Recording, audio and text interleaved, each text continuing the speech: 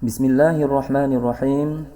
Haddatsana Abu Ma'mar qala haddatsana Abdul Warith qala haddatsana Khalid an Ikrimah an Ibnu Abbas qala dhammani Rasulullah sallallahu alaihi wasallam wa qala Allahumma 'allimhu al-kitaba.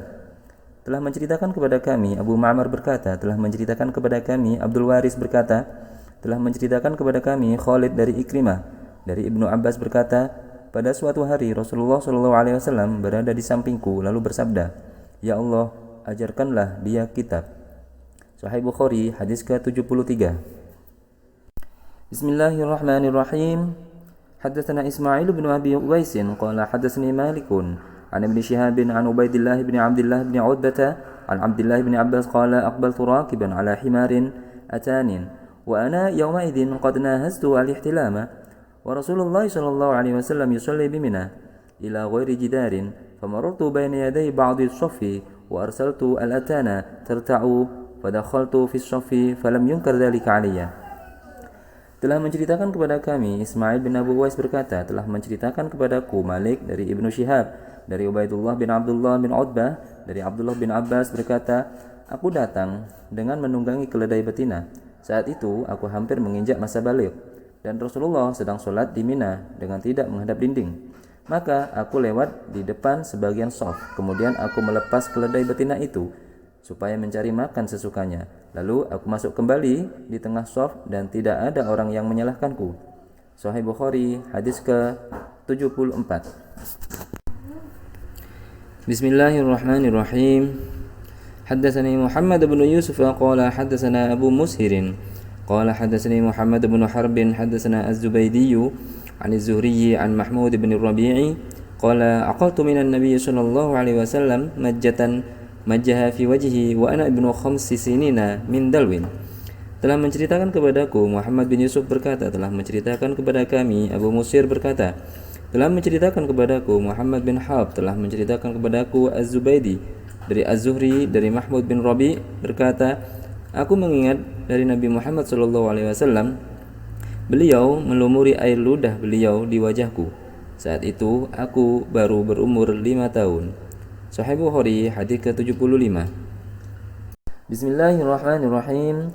Haddatsana Abu al-Qasim Khalid bin Khaliy qadi Himsa qala haddatsana Muhammad bin Harb qala haddatsana al-Auza'i akhbarana Az-Zuhri an Ubaidillah bin Abdullah bin Utbah bin Mas'ud an Ibn Abbas annahu tamara huwa wal Hurr bin Qais ibn Hisn al-Fuzari fi sahib Musa فمر بهما أبي بن كعب فدعاه ابن عباس فقال إني تماريت أنا وصاحبي هذا في صحب موسى الذي سأل السبيل إلى لقيه هل سمعت رسول الله صلى الله عليه وسلم يذكر شأنه فقال أبي نعم سمعت النبي صلى الله عليه وسلم يذكر شأنه يقول بينما موسى في ملأ من بني إسرائيل إذ جاءه رجل فقال أتعلم أحدا أعلم منك قال موسى لا فأوحى الله عز وجل إلى موسى بلى عبدنا خضر فسأل السبيل إلى لقيه فجعل الله له الحوت آية وقيل له إذا فقدت الحوت فارجع فإنك ستلقاه فكان موسى صلى الله عليه يتبع أثر الحوت في البحر فقال فتى موسى لموسى أرأيت إذ أوينا إلى الصخرة فإني نسيت الحوت وما أنسانيه إلا الشيطان أن أذكره قال موسى ذلك ما كنا نبغي فارتد على آثارهما قصصا فوجدا خضرا فكان من شأنهما ما قص الله في كتابه. Pada hadis yang ke-76 ini isinya sama dengan hadis sebelumnya, yaitu diceritakan bahwasanya seseorang Bani Israel datang kepada Nabi Musa bertanya, wahai Nabi Musa, apakah ada seseorang yang lebih alim darimu? Nabi Musa menjawab tidak ada. Nabi Musa menjawab tidak ada karena dalam konteks ini beliau hanya melihat di kalangannya sendiri, di kalangan Bani Israel, sehingga beliau menjawab tidak ada. Memang di kalangan Bani Israel di situ tidak ada yang lebih alim dari Nabi Musa, termasuk Nabi Harun. Namun Allah berkehendak lain, takutnya umat ini akan mempunyai asumsi lain kepada Nabi Musa, maka Allah menegur Nabi Musa, ada sebenarnya hambaku yang lebih alim darimu, wahai Musa. Jika kamu ingin menemuinya, karena Nabi Musa ingin menemuinya, maka Allah memberi petunjuk. Jika kamu ingin menemuinya, kamu bisa menemui hambaku ini yang lebih alim darimu, di laut, di pertemuan antara dua laut di situ. Kemudian Nabi Musa mengajak muridnya bernama Yusha bin Nun. Dalam tafsir menerangkan namanya Yusha bin Nun. Kalau dari kitab-kitab Nasrani itu Nabi Yosua. Nah, ketika Nabi Musa mengajak muridnya, Allah menyuruh memasak ikan. Ikan ini dimasak untuk bekal Nabi Musa. Tapi fungsi ikan ini sebagai petunjuk. Jika ikan ini tiba-tiba hidup dan melompat, maka hambaku itu ada di sana. Nah, berangkatlah Nabi Musa dan Yusha bin Nun ini. Kemudian setelah di tempat yang ditentukan, ternyata murid Nabi Musa, Yusha bin Nun ini dilupakan oleh setan. Di situ ikannya melompat. Dan tidak jauh setelah itu, kebetulan Nabi Musa lapar. Lalu menyuruhlah Nabi Musa untuk membuka bekal itu. Dan disitulah baru ingat Yusha bin Nun bahwasanya di tempat sebelum ini tadi yang kita lewati, ikannya sudah melompat. Nah, Nabi Musa buru-buru kembali ke tempat-tempat lompatnya ikan tadi, tempat di mana ikan tadi melompat. Nah, setelah di situ beliau bertemulah dengan hamba Allah yang dimaksud ini. Beliau bernama Khidir. Kenapa dinamakan Khidir? Sebenarnya Khidir ini bukan nama asli. Khidir atau Khodir itu diberi julukan, itu nama julukan, nama lakop bagi beliau. Kenapa dinamakan Nabi Khodir atau Khidir? Karena di suatu riwayat di tempat beliau ditemukan itu di sekitarnya adalah hijau semua, subur artian. Di suatu riwayat yang lain disebutkan bahkan di setiap tempat yang disinggahi oleh hamba Allah ini, oleh Nabi Khidir ini, itu tempat itu akan menjadi hijau alias subur, seperti itu. Julukannya adalah, jadi beliau dijuluki Nabi Khidir atau Nabi Khodir. Nama asli beliau itu Balya bin Malkan. Ada yang mengatakan Balya bin Mulkan, ada yang mengatakan Abul Abbas Balya ibnu Mulkan atau ibnu Malkan. Itu nama asli beliau. Nah, bertemulah di situ Nabi Musa ingin berguru kepada Nabiullah Khidir. Tapi Nabiullah Khidir mengatakan, engkau tidak akan kuat berguru padaku, tidak akan bersabar. Tapi Nabi Musa kekeh karena ingin sekali, karena Nabi Musa ini haus dengan ilmu, dikatakan hamba Allah ini lebih alim darinya, maka beliau bersikukuh untuk terus belajar kepada Nabiullah Khidir. Kemudian Nabi Khidir mengiyakan asalkan Nabi Musa tidak bertanya apapun yang dilakukan Nabi Khidir, Nabi Musa tidak boleh bertanya kepada Nabi Khidir. Nah, karena Nabi Musa sepakat, insya Allah kamu akan mendapatiku sebagai seorang yang sabar. Lalu Nabi Musa mengikutilah kemana Nabi Khidir pergi. Ketika pergi, beliau naik perahu, naik kapal. Sebelum nyampe di pelabuhan, kapalnya dilubangi oleh Nabi Khidir, dirusak, dilubangi. Mungkin sudah sering ya mendengar kisah ini, dilubangi. Kemudian Nabi Musa bertanya, kenapa dilubangi? Kan begitu. Kenapa dilubangi? Kan sayang, itu kan merusak barang orang lain, itu haram hukumnya, seperti itulah ya. Kemudian Nabi Khidir diam saja. Bukankah sudah aku katakan kamu tidak akan kuat? Kata Nabiullah Khidir. Nabi Musa lupa. Alasan yang pertama adalah Nabi Musa lupa dengan pesan itu. Maka Nabi Musa berjanji untuk minta maaf, berjanji untuk tidak akan bertanya lagi. Lalu mereka melanjutkan perjalanan, bertemulah dengan anak kecil, lagi main-main, tiba-tiba Nabiullah Khidir ini membunuh anak kecil ini. Nah, Nabi Musa melihat itu adalah hal yang mungkar, bukan karena lupa lagi. Kalau alasan yang pertama itu Nabi Musa memang lupa, tapi kalau alasan yang kedua ini Nabi Musa tidak bisa menahan diri karena itu melihat suatu hal yang mungkar. Ilmu zahir, Nabi Musa ini ilmu zahir. Kalau menurut orang-orang ya ilmu tekstual syariatnya seperti itulah ya. Jadi memang kewajiban Nabi Musa untuk menegur, mempunyai tanggung jawab Nabi Musa untuk menegur, karena itu hal yang mungkar. Kenapa kau membunuh anak kecil yang suci seperti itu? Kemudian Nabi Khidir, bukankah sudah aku katakan kamu tidak akan bersabar? Lalu Nabi Musa mengiyakan dan berjanji, baiklah, kalau sekali lagi aku tidak bersabar, maka aku tidak akan mengikuti engkau lagi, katanya Nabi Musa, konsekuensinya. Maka Nabi Khidir mengiyakan. Di situ kemudian berjalan di suatu kampung. Di suatu kampung biasanya di daerah-daerah tertentu itu kalau ada tamu itu dijamu. Setiap ada musafir dijamu di waktu budaya waktu itu seperti itu. Tapi di desa ini lain. Mereka minta dijamu, tapi penduduk kampung itu nggak ada yang mau menjamu. Mungkin pelit ya, orang kampung itu memang budayanya mungkin berarti pelit dan sangat tamak kepada harta, bakhil atau syuha itu lebih pelit lagi.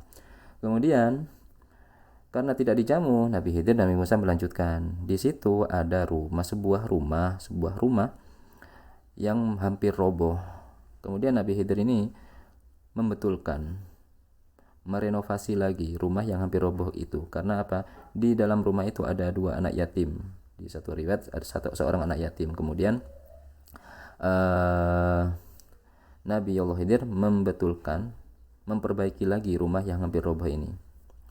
Setelah diperbaiki, Nabi Musa bukan lupa dan bukan itu melihat hal yang mungkar, tapi karena Nabi Musa melihat orang-orang di situ itu pelit-pelit, bahkan bakhilnya bakhil, mereka juga minta jamuan gak dikasih.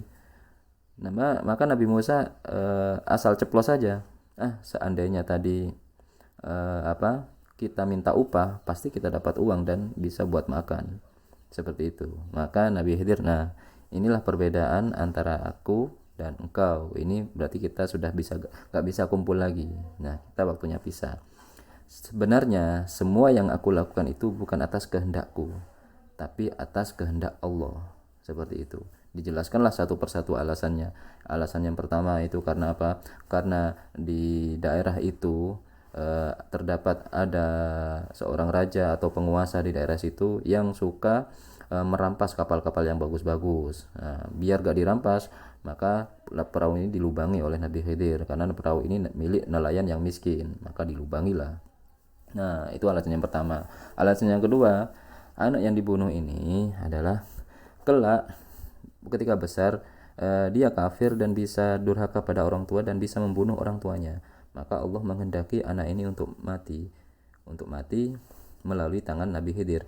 Andaikan enggak melalui tangan Nabi Khidir, memang anak ini memang sudah dikehendaki meninggal oleh Allah agar apa? Agar bisa mengganti orang tua kedua orang tua anak ini dengan anak yang baru yang lebih soleh.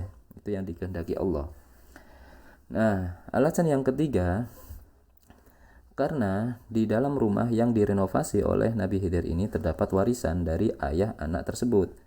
Seumpama itu roboh, kemudian orang-orang kampung di situ membantu membangunkan rumah yang baru, maka akan diketahui atau akan berebut. Orang kampung itu akan mengambil harta warisan itu. Ada yang mengatakan di bawah tanah itu ada harta warisannya.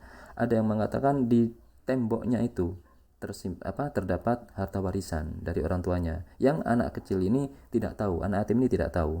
Jika itu roboh, otomatis harta warisan itu keluar, nampak. Kalau sudah nampak, karena orang situ memang tamak harta, maka akan direbut oleh orang-orang itu.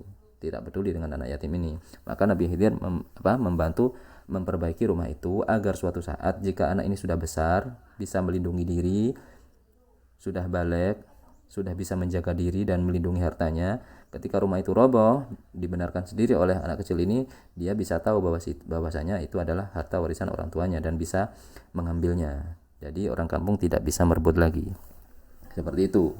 Setelah mengetahui alasan itu, Nabi Musa terdiam dan memang sudah tidak bisa lagi mengikuti atau mengambil hikmah atau mengambil ilmu dari Nabiullah Khidir ini. Disinilah banyak ulama-ulama atau aliran-aliran tertentu mengatakan bahwasanya ilmu dibagi-bagi syariat, ada thariqat, ada hakikat, dan ilmu Nabi Khidir ini memang ilmu hakikatnya seperti itu, ilmu hakikat dikatakan seperti itu dari kejadian ini. Kenapa? Karena memang nggak bisa bertemu antara ilmu syariatnya Nabi Musa ini, nggak bisa bertemu dengan ilmu seperti itu, nggak akan bisa. Kenapa? Karena sebagian itu bertentangan dengan hukum-hukum yang sudah dipegang oleh Nabi Musa gitu. Jadi nggak bakal ketemu. Sedangkan ilmu seperti ini nggak bisa dinalar gitu loh. Itu langsung dari Allah. Masalahnya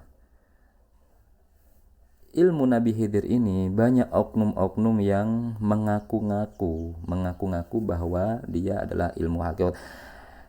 Dan memang kita harus akui ya, memang insya Allah memang ada orang-orang seperti itu ada, tapi kan nggak banyak gitu loh, nggak banyak, dan kebanyakan itu nggak dipublis, nggak diumumkan ke orang-orang bahwasanya saya adalah ilmu hakikat atau ilmu seperti apa atau ilmu yang langsung dari Allah. Enggak, seperti Nabi Khidir ini nggak dipublis. Nabi Khidir ini bersembunyi, orang-orang seperti itu bersembunyi, nggak bakal mudah ditemukan gitu loh. Masalahnya kan seperti itu. Sekarang terlalu banyak oknum-oknum yang mengatakan hakikat, jadinya simpang siur dan kacau. Jadinya padahal dia hanya untuk menipu orang umpamanya gitu loh. Naudzubillah min dzalik. Tidak bisa dipungkiri memang ilmu seperti itu ada, mengacu kepada Nabi Khidir itu ada ilmu seperti itu, dan tidak bisa bertemu dengan ilmu syariat, tidak bisa bertemu dengan ilmu kita sebagai manusia normal, sebagai nggak bisa masuk logika gitu loh. Makanya ilmu orang-orang seperti itu tertentu dan kebanyakan bersembunyi, nggak bakal menampakkan diri, nggak mudah untuk mengatakan ini hakikat, ini apa, nggak ada seperti itu ya. Kurang lebih seperti itu pengertian dari hadis ini dan cerita Nabiullah Khidir alaihissalam. Dan juga diperdebatkan lagi tentang kehidupan Nabiullah Khidir. Ada yang mengatakan Nabiullah Khidir ini hidup sampai sekarang. Ada yang mengatakan nggak mungkin lah Nabi Khidir hidup sampai sekarang. Sama aja, nabi itu juga meninggal. Seperti itu ya. Yang berpendapat bahwasanya Nabi Khidir sudah meninggal itu mengacu semua nabi-nabi itu sudah meninggal. Tapi ada juga yang berpendapat bahwasanya Nabi Khidir ini masih hidup sekarang, disamakan dengan Nabi Isa. Nabi Isa itu juga nggak meninggal, tapi diangkat oleh Allah ke langit. Nah, makanya sebagian ulama ada yang berpendapat Nabi Isa itu di langit, kemudian Nabi Khidir itu di laut, kemudian yang di daratan itu Nabi Ilyas. Ketiga nabi ini ada juga yang berpendapat bahwasanya ketiga nabi ini memang belum meninggal, seperti itu. Dan ada perbedaan juga antara ulama-ulama syariat dan ulama-ulama tasawuf. Kebanyakan yang berpendapat bahwasanya Nabiullah Khidir hidup itu adalah ulama-ulama tasawuf. Tapi kita tidak bisa menganggap semua tasawuf itu sesat ya. Bukan. Memang ada tasawuf itu yang menyimpang, memang ada. Nah, itu tidak boleh kita ikuti. Tapi memang banyak juga tasawuf yang lurus, yang sesuai dengan syariat itu banyak juga. Jadi tidak bisa kita pukul rata seperti itu. Kurang lebih seperti itu ya. Jika ada yang tidak berkenan dengan penjelasan saya mohon maaf. Yang baik itu dari Allah, yang buruk itu murni dari kesalahan saya. Wallahu wa rasuluhu a'lam.